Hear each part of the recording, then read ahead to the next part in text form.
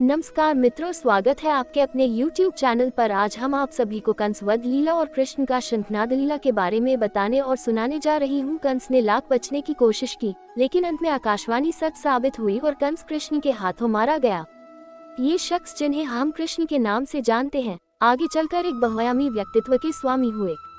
कभी एक चंचल बालक की तरह, तो कभी एक प्रेमी के रूप में, तो कभी राजनीतिज्ञ की तरह और कभी एक योद्धा के रूप में उन्होंने अपनी जिंदगी के हर पहलू को संभाला। कंस को अपने आदमियों पर भरोसा नहीं था। उसे लगने लगा था कि यादव कभी भी हमला कर सकते हैं, इसीलिए उसने अपने महल में हर समय अपनी सुरक्षा के लिए जरासंध के मगध सैनिकों की एक छोटी सी टुकड़ी लगाई हुई थी। मगध सैनिकों को युद्ध की रणनीति की दृष्टि से तैनात कर दिया गया था। कृष्ण के चाणूर को हराने के बाद यादव भी अपने हथियारों के साथ तैयार थे। यादवों को तैनात देखकर मगध के सैनिकों ने उन पर हमला कर दिया। जैसी कि उम्मीद थी, उन्होंने सबसे पहले कृष्ण के पिता का पीछा किया। यादवों ने उस सैनिक को मार गिराया जो उनके पीछे गया था और इस तरह लड़ाई शुरू हो गई। निर्दोष लोगों की भीड़ परेशान हो गई। इस भीड़ में औरतें और बच्चे भी थे। उन्हें कुछ समझ में नहीं आ रहा था कि वे कहाँ जाएं। चारों ओर अफरा तफरी मच गई। कृष्ण ने जब यह नजारा देखा तो उन्होंने तय किया कि अब कुछ करना ही होगा। जिस रस्सी से अखाड़ा बनाया गया था, वह उसके ऊपर से कूदे। उधर कंस तेज गुस्से में अपनी तलवार निकालता हुआ उनकी ओर बढ़ रहा था। कृष्ण के चाचा अक्रूर ने कंस को रोकने की कोशिश की, लेकिन कंस ने घूमकर अक्रूर को नीचे पटक दिया। इतने में कृष्ण कंस की ओर दौड़े और उसे बालों से पकड़कर अखाड़े की ओर खींचने लगे। कंस के हाथों से तलवार की पकड़ छूट गई और वह गिर गया। कृष्ण कंस को घसीटते हुए अखाड़े में ले आए और उसकी तलवार लेकर एक ही वार में उसका सिर धड़ से अलग कर दिया। फिर उन्होंने वह शंख लिया जो कंस के पास था, जीत का शंखनाद किया और ऐसे ही सब कुछ रुक गया। लोग ये जान चुके थे कि भविष्यवाणी सच हो गई। कंस एक 16 साल के बालक के हाथों मारा जा चुका था। सब कुछ थम सा गया। कुछ लोगों ने जश्न मनाना शुरू कर दिया। कृष्ण बोले, शांत हो जाए, ये जश्न मनाने का समय नहीं है। हमारा राजा मर गया है, ये समय शोक करने का है। मैंने वही किया जिसकी जरूरत थी, लेकिन ये कोई ऐसी बात नहीं है जिसका हमें जश्न मनाना चाहिए। कृष्ण ऐसे ही थे, वहाँ से उनका काम शुरू हुआ। इस तरह मुक्तिदाता और समाज के उद्धारक के तौर पर उनकी पहचान स्थापित हुई, क्योंकि पहले ही यह भविष्यवाणी हो चुकी थी कि 16 साल की उम्र में वह इस अत्याचारी को मार देंगे। उनकी हर भूमिका को अच्छे से निभाने की खूबी सबको मंत्रमुग्ध कर देती है। धर्म की स्थापना करने के लिए देश को उन्होंने न जाने कितनी बार तोड़ा मरोड़ा। 30 की उम्र तक आते आते वह एक परम शक्ति के रूप में स्थापित हो चुके थे। कई लोगों ने उन्हें अपने राज्य देने चाहे, लेकिन वह तमाम राजाओं के बीच एक मध्यस्थ की तरह ही बने रहे। उन्हें धर्म गोप्ता के रूप में जाना गया, जिसका अर्थ होता है धर्म और न्याय का साथ देने वाला। उन्होंने कभी किसी राज्य पर शासन नहीं किया, हालांकि उनके पास ऐसा करने की ताकत और योग्यता दोनों थी। प्राचीन धर्म ग्रंथों और वेद पुराणों के अनुसार भगवान श्री कृष्ण की अनेक लीलाएं प्रसिद्ध हैं, जिनमें सबसे महत्वपूर्ण और प्रसिद्ध कथा है कंस के वध की।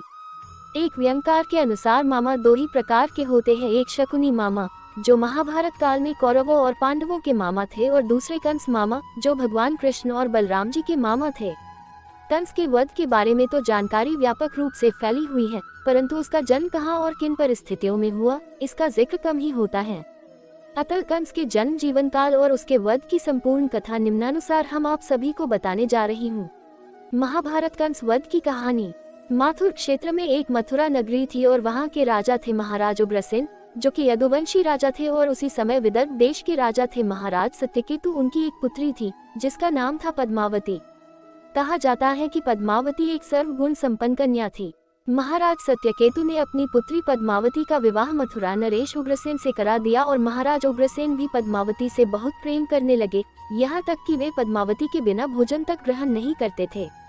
कुछ समय पश्चात महाराज सत्यकेतु को अपनी बेटी पद्मावती की याद आने लगी और उन्होंने अपनी पुत्री को कुछ दिनों के लिए मायके बुलाने हेतु एक दूत को महाराज उग्रसेन के पास भेजा।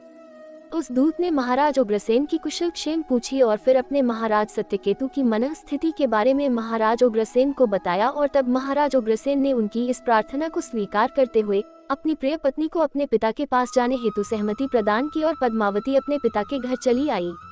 एक दिन पद्मावती अपने मनोरंजन हेतु पर्वत पर घूमने के लिए चली गई। वहाँ तलहटी में सुंदर सा वन था और तालाब भी।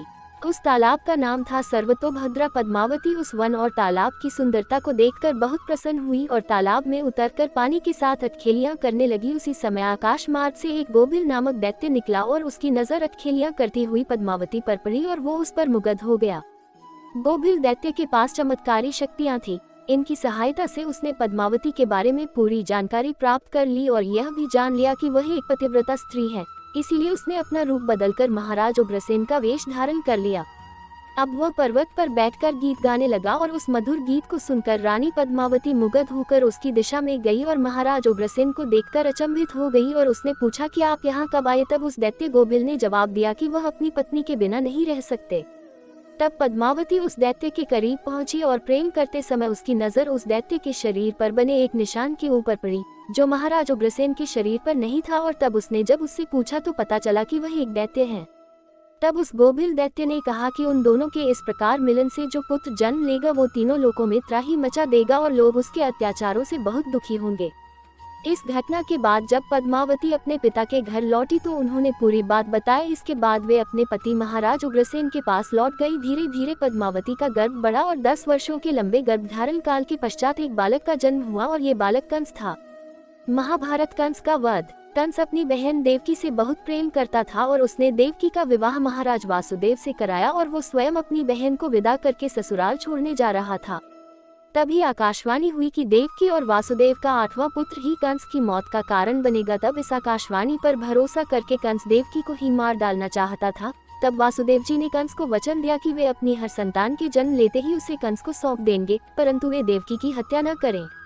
इस पर विश्वास करके कंस ने देवकी और वासुदेव को कारागार में डाल दिया और एक एक करके उनकी 6 संतानों को मार डाला। 7वीं संतान के जन्म लेने से कुछ समय पूर्व भगवान श्री हरि विष्णु ने देवी योगमाया की मदद से देवकी के गर्भ को वासुदेव जी की पहली पत्नी रोहिणी के गर्भ में स्थापित कर दिया और यह पुत्र बलराम कहलाए। और इसके बाद 8वीं संतान के रूप में भगवान विष्णु ने अपने कृष्ण अवतार में जन्म लिया। उस रात अचानक सभी सैनिक गहरी नींद में सो गए और कारागार के द्वार भी अपने आप खुल गए और वासुदेव जी गोकुल में अपने मित्र नंद के यहाँ अपने पुत्र को छोड़ आए। इस प्रकार नंद बाबा और उनकी पत्नी यशोदा ने ही भगवान श्री कृष्ण का पालन पोषण किया। इस दौरान कंस ने उन्हें मारने के अनेक प्रयास किए, परंतु सब विफल हो गए। तब कंस ने अपने मंत्री और रिश्तेदार अक्रूर को कृष्ण और बलराम को लेने के लिए भेजा। वह अपने राज्य में उत्सव का आयोजन करके इसमें दोनों भाइयों को बुलाकर मार डालने की योजना बनाकर बैठा था। जब अक्रूर जी कृष्ण और बलराम को लेने गोकुल पहुंचे तो कोई भी गोकुलवासी नहीं चाहता था कि वे गोकुल छोड़कर जाएं। तब भगवान श्री कृष्ण ने उन्हें समझाया कि यह उनके जीवन का एक महत्वपूर्ण चरण है और इसी उद्देश्य हेतु उन्होंने जन्म लिया है। इस प्रकार समझाने के बाद अक्रूर के साथ वो दोनों भाई कंस के राज्य में आ गए। श्री कृष्ण और बलराम जी के मथुरा पहुंचने पर कंस ने योजनानुसार एक मदमस्त और पागल हाथी को दोनों भाइयों पर छोड़ दिया। हाथी कृष्ण और बलराम की ओर दौड़ पड़ा और मार्ग में आने वाली हर वस्तु को नष्ट कर दिया। तब श्री कृष्ण अपने रथ से उतरे और अपनी तलवार से उस हाथी की सूंड काट दी और हाथी की मृत्यु हो गई। इसके बाद वह उस स्थल पर गया जहां उसने अपने कूटनीतिपूर्ण मल्ल युद्ध का आयोजन किया था। यहाँ उसने दोनों भाइयों को मल्ल युद्ध हेतु ललकारा। इस युद्ध में हार का अर्थ था मृत्यु और इसमें कंस की ओर से राक्षसों के कुशल योद्धा मुष्टिक और चाणूर मल्ल में हिस्सा ले रहे थे। इनमें से मुष्टिक पर बलराम जी ने मल्ल प्रहार करना प्रारंभ किए और चाणूर पर भगवान श्री कृष्ण ने, और कुछ ही समय पश्चात मुष्टिक और चाणूर की मृत्यु हो गई। कंस ये घटना देखकर हैरान था। तभी श्री कृष्ण ने कंस को ललकारा कि हे कंस मामा, अब आपके पापों घड़ा भर चुका है और आपकी मृत्यु का समय आ गया है।